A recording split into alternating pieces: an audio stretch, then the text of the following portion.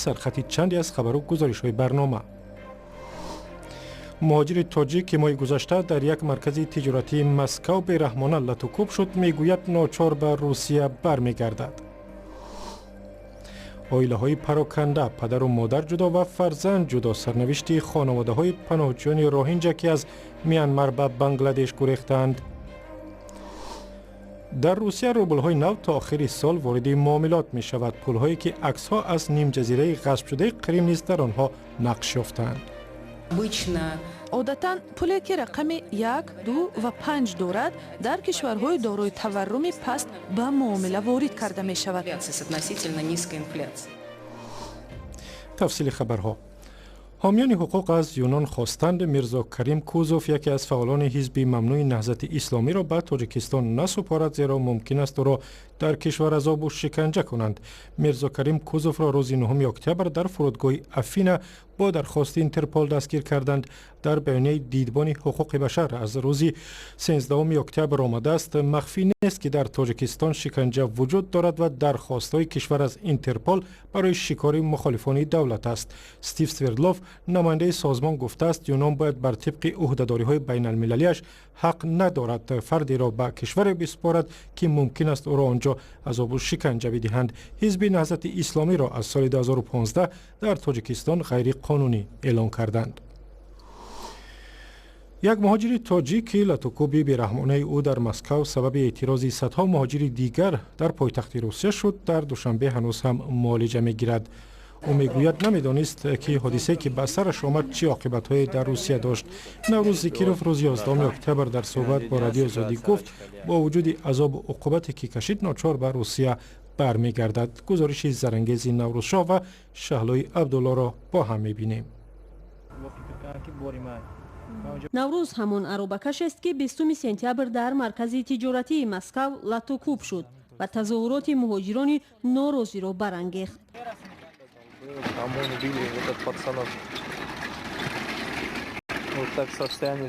بعد این تظاهرات ایده از مهاجران را دستگیر کردند. بعضی از عروبکش‌ها از کار در بازار لوبلینا محروم شدند. سبب لطوکوب شدنش را او چنین شرح می‌دهد. بار میگفتم دیگه کس بار برآورد و فکر کردن که او باری من بعد 800 منجا پلاتین میکرد. مثلا 4 میشکه 100 روبل 800 روبل پلاتین میکرد که نفهمم گیشید. من فکر نمیکنم میزد. اونجا استرازم پیشم دروازه ده. دام پیش دروازه من فکر نمیکنم گفتم که هم دروازه بزرگ مرا میبره. که اونجا درم قفس نه یا مشت زد و دیگرش هم زد که اونجا ما با نمی‌مان. خبری لطوکوب نوروز و گویا فوت او پدرش را بیمار کرد. نوروز به خاطر رفع نگرانی والدان به تاجیکستان آمد. پدر مادرم نمیدونست. بعد امیر فهمیدن که اونجا پدرم مجلس میره اونجا بعد میگن که فرزندم خیلی چخله میگه سلامتش هم خیلی اومد سوسی چخل شید آوردنش میگه فرزندم سوزه میگم خیلی گپه. بعد پدر من کسری دل داره. کامتان راحت شد بعد مرا زنگ زدم خیلی گفتن که وقتی که آمد صبح و پدر و مادر من دیدم باور نداشتن. من دیدم خیلی باور نداشتن که مثلا من صحت سلامت به خانه برمیگردم پیش پدر و مادر. نوروز از تمام حادثه هایی که بعد لطوکوب او در مرکز تجارتی مسکو در لوبلینا سر زد خبر نداشت. او اجازه نداشت با خود تلفن بگیرد. نوروز میگوید با وجود تبابت در مسکو هنوز هم از درد سر اذیت میکشد.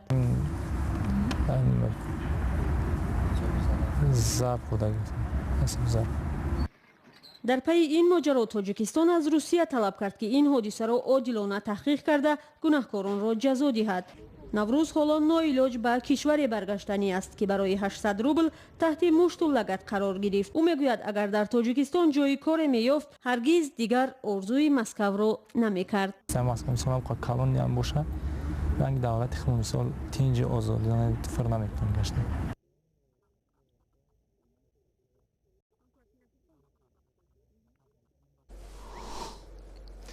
قرار است امروز دونالد ترامپ رئیس جمهور امریکا سیاست‌های ایران در خاور میانه را سخت تنقید کند ولی غالباً از سازش بین المللی اتمی با ایران دست نمی‌کشد.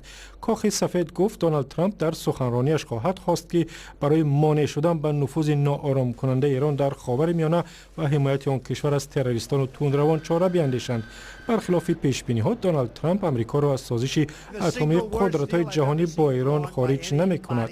سال 2015 5 قدرت جهانی از جمله آمریکا با ایران به سازش رسیدند که در صورت محدود کردن فعالیت‌های اتمی در این کشور تحریمات بین‌المللی به ضد ایران را سبک‌تر می‌کنند. رئیس کمیسیون مرکزی انتخابات قزاقستان گفت به سبب بیانیه ساخته رئیس جمهور قرقیزستان ناظران قزاق را برای نظارت انتخابات کشور همسایه نمی‌فرستند. مراد سرسیمبایف امروز گفت به خاطر راه ندادن به گمان‌ها درباره دخالت قزاقستان به انتخابات قرقیزستان از فرستادن ناظران دست کشیدند. از این پیش رئیس جمهور قرقیزستان دولت قزاقستان را به حمایت از نامزد مخالفان دولت متهم کرد. این پیرزن‌های قرقیز وعده می‌شنوند از نامزد به مقام رئیس جمهوری قرقیزستان که میگوید برایشان زندگی شایسته مهیا میکند. سیاست خارجی اش را هم به آنها شرح داد. ما همکاری و دوستی را با کشورهای برادر و همسایه قزاقستان، ازبکستان، تاجیکستان و جمهوری مردمی چین مستحکم می‌کنیم. در سیاست خارجی ما اتحاد اقتصادی اوراسیا افضلیت خواهد داشت. در جای دیگر نامزدی مخالفان اموربک بابانوف از حزب ریسپوبلیکا اوتاجورت سعی دارد که دل رای دهندگان را به دست آورد. بابانوف هم به مردم کار و زندگی بهتر وعده داده است. شکایت دارد که او را رقیبش از حزب حاکم بدنام میکند. همه طرفه منابع دولتی را به کار میبرند، مرا بدنام میکنند. به اساس میگویند که گویا من و طرفدارانم برای تبادلات دولتی آمادگی میگیریم. این دروغ محض است، چون که من هیچگاه حکومت را غصب نکردم و نمیکنم. اموربک بابانوف که صاحب کاری ثروتمند است مثل سوارانبای جینبکوف نامزدی حزب سوسیال دموکرات طرفدار زیاد دارد. وعده های انتخاباتیشان مانند است و هر دو هم طرفدار همکاری با روسیه هستند، چون صدها هزار مهاجر قرقیز آنجا کار و اقامت میکنند و پول میفرستند. کارشناسان قرقیز میگویند حکومت سعی دارد با هر راه نامزدی حزب حاکم را پیروز کند. حزب حاکم کوشش میکند تا انتخابات با یک دور به نفع نامزد آن خاتمه یابد. بیانیه‌های رئیس جمهور که قزاقستان همسایه و ثروتمندان را دشمن نامید برای آن بود که آبروی جینبکوف را بالا برد و در دور اول پیروز شود. اگر انتخابات به دور دوم بکشد، جینبکوف رأی مردم را به طور فلاکتبار از دست می‌دهد.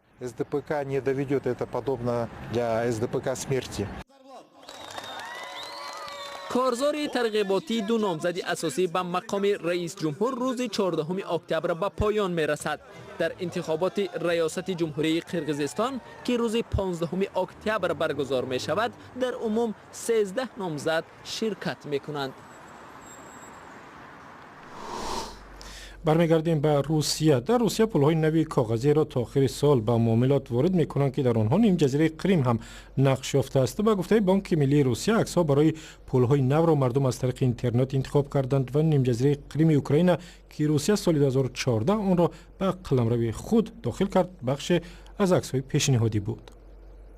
روز پنجشنبه بانک مرکزی روسیه پولهای نوی 200 و 2000 روبل را معرفی نمود. نقدینه نوی 200 روبلی رنگ سبز داشته، در آن عکس باقی مانده های مجسمه بحری خرسانس شهر سواستوپول نیم جزیره کریم نقاشی شده است. نقدینه 2000 روبلی باشد، رنگ کبود داشته، در آن عکس پایگاه کیهانی وستاچنی و روسکی ماست و یا پل روسی شهر ولادیواستوک و جزیره روسی شرق دور روسیه نقاشی شده است. رئیس بانک مرکزی روسیه الویرا نبیولینا باور دارد که پول نو سببگار اوج گرفتن تورم نخواهد شد. عادتاً پولی که رقم 1، 2 و 5 دارد در کشورهای دارای تورم پست به معامله وارد کرده می شود. همین طور هم هست. ببینید که تورم در کشور ما تا 4% پایین شده است. خود به خود این پول ها باعث بالا شدن تورم نمی شود. به قول نبیولینا، ابتدا نقدینه های نو در مسکو و ولادیواستوک و از ماه دکبر سال روان در سراسر روسیه انتشار خواهند شد. با کاهش سیل مهاجران روهینجا از میانمار به بنگلادش توجه به خانواده‌های آسیب دیده در مناقشه روانه می شود. خبرنگاری صدای آمریکا در بندر کاکس بازار بنگلادش یکی از اردوگاه‌های پناهندگان روهینجا با ماموران امدادی و خانواده‌های آسیب دیده درباره زندگی آینده آنها صحبت کرد.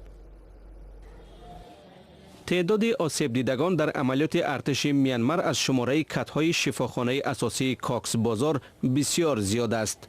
خانواده های کمی از عملیات میانمار در ولایت راهین که آن را پاککاری قومی نامیدند امین ماندند. فاطمه 6 ساله وقتی جهیدن از طبقه دوم خانه آتش گرفتهشان پایش را شکست. حالا به سختی گپ میزند. نه فقط برای فرزند خودم، برای فرزند دیگران که از دست ارتش کشته شدند غم میخورم. دیگر پدران هم عین من غمگینند. سربازان دختران زیادی را تجاوز کردند، زدند و آدمان زیادی را کشتند. بسیاری از خانواده ها هنگام فرار و تا رسیدن به مرز بنگلادش از هم جدا شدند. نابالغان بی سرپرست ماندند.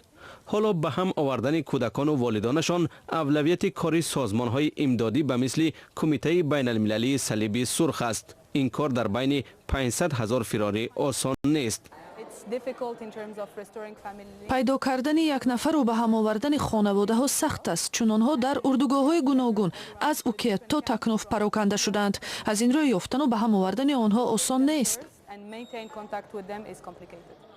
بعد از معالجه زخم‌ها قرار است به پناهجویان که وحشت زیادی را دیدند کمک‌های روانی رسانند. ما طبیب و عین زمان انسان هستیم. دردی که آنها میکشند طاقت فرسا است. آنچه که از سر میگذرانند وحشتناک است. من این گونه وضع را اصلا ندیده بودم. با آنکه بنگلادش برای وسیع کردن اردوگاه‌ها برای نیم میلیون پناهجوی دیگر آماده می شود، بسیاری ها نگرانند که ممکن است مردم زیاد جفا کشیده به نگاه و بین مانند. ادیبان، خبرنگاران و روشنفکران تاجیک در دوشنبه خاطره اسکندر خطلانی ادیب جوانمرگ تاجیک را گرامی داشتند که 17 سال پیش در مسکو کشته شد. اسکندر خطلانی که مدت خبرنگار رادیوی آزادی هم بود با اشعار زیبایش شناخته شده است. او را افرادی نامعلوم ماه سپتامبر سال 2000 در شهر مسکو کشتند. برات یوسفی گزارش می‌دهد. در 63مین سالگرد مرحوم اسکندر خطلانی، شاعر و ژورنالیست معروف تاجیک، از او به عنوان وطنسرای کم نظیر و شاعری فراتر از تاجیکستان نام برده شد. و من خاطره های زیاد همان گونه عرض شد از اسکندر. در 46 سال زندگی این ادیب تاجیک با آثار در شمار نه چندان بزرگ ادبی خود مرز کشورهای فارسی زبان را شکست و قلب هموطن و همزبانان را تسخیر کرد. اسکندر نمیدونست که از چی میموند. نیکی با او یک شعر مانتی امروز در ادبیات جمهوری برادر همزبان ما در کتاب درسی بچه‌ها میخونن، در دانشگاه ها میخونن. بنا یک کس دیگر گوید که شعر کی است از این ما هممون کلاسیکا امروز در ادبیات مثلا ایران و افغانستان نیست، شعر اسکندر است. بخش اصلی روزگار شاعری اسکندر در خارج از تاجیکستان در ایران و افغانستان و روسیه پشتی سر شد. اشعار و کتابهایش بیرون از وطن نشر میشد. حتی شعرهای سیاسی اسکندر که باعث دردسرهای منتشران گشته بود. اسکندر خطلانی در مشکل ترین و پرتحول ترین روزهای جامعه تاجیکستان زندگی کرده است. درد ملت در ذهن او یک فرد فراتر از تاریخ و مرز است. بیننده ارجمند، گزارش مفصل درباره اسکندر خطلانی و خبر و ویدیوهای دیگر را میتوانید در وبسایت azadi.org ببینید. اگر یوتیوب دارید کانال آزادی ویدیو هم از ماست، در آنجا تمامی گزارش‌های ویدیویی برنامه علاهیده نشر می‌شوند. و شنونده ارجمند، رسیدیم به پایان برنامه امروز. تا گفتیم ویدیو و اخبار دیگر در وبسایت ما، در صفحه رادیو آزادی در فیسبوک و هم صمیمه مخصوصی رادیو آزادی برای تلفن‌های همراه. از آنکه با ما بودید سپاسگزاریم. روز و شب شما خوش.